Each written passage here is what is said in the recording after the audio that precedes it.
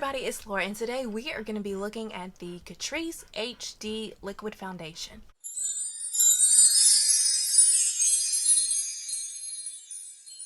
I have seen this foundation everywhere. I've seen it on TikTok, Pinterest, YouTube. Now, I don't believe that it is a new foundation. There has been quite a lot of hype around it recently, and so I wanted to give it a go myself, and that is going to be this Catrice HD Liquid Foundation. This one I did get from Amazon for $11, and I have the shade 0110 Light Beige.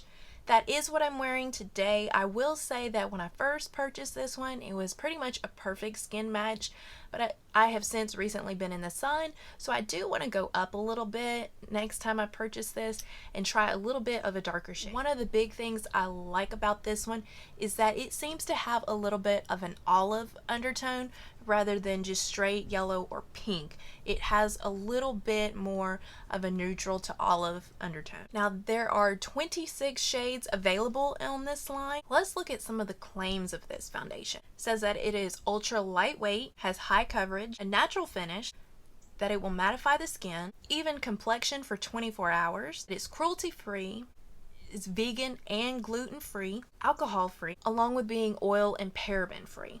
As far as the lightweight goes, this one I do not really feel it on the skin. It's not just weighing down the face.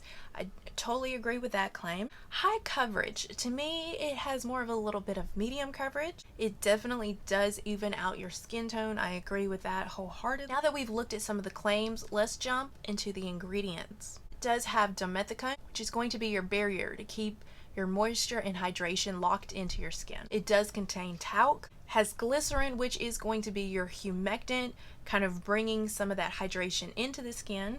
A big one, it does contain fragrance, so if you are someone who does not do well with fragrance being in your face products, know that that is in this product. It also has magnesium sulfate, which is Epsom salt. That kind of threw me a little bit, but it's in there as well. Let's talk about application.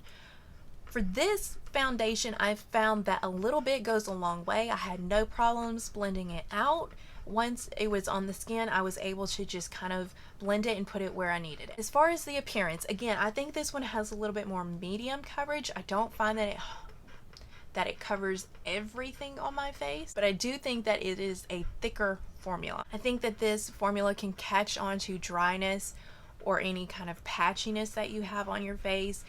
I know that they say it is good for normal to oily skin. I tend to have drier skin, so maybe that is part of the problem, but I do find that I kind of see the texture and dryness enhanced on my face a little bit. I would say that if you have super dry skin, this is probably not a foundation that you're going to want to try. As far as the applicator goes, this one is a dropper where you're just going to kind of squeeze the top and it falls onto the skin. But that being said, there is one thing I love about this application. Not only is it just a free open dropper, you can feel there's kind of tension there when you're pulling it up, because there is going to be that little space in there that kind of hugs the dropper a little bit. That way it kind of pulls some of the excess foundation off. That way it goes back into the bottle rather than all this excess foundation coming out, getting too much on your face, or having it spill everywhere. So again, you can feel that tension when you pull it up. As far as longevity goes, this one does last me all day. I do not wear this for 24 hours, but to get through a normal 8-hour day, this one does fine. I don't notice it coming off in big areas anywhere. I definitely think that it holds its own throughout the day. Final thoughts. This one, for me, my skin texture, my little bit of dryness, I think that it can look a little heavy on my skin. I don't think it looks the worst or the most cakey, but again, it can be a little much for me and my preference. It is pretty. It does have a nice finish and it will last you all day.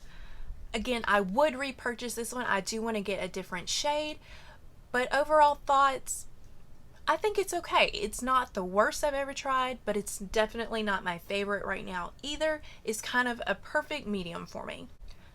So let me know what you think about this foundation. Again, I know there's a lot of hype around it, so go ahead and drop me a comment. Let me know if you like it, if you love it, if you absolutely hate it. Let me know and let me know why. Like this video if you found any of this information useful. Before you leave and click out, hit the subscribe button. That way you'll be able to join me for my next video. Bye.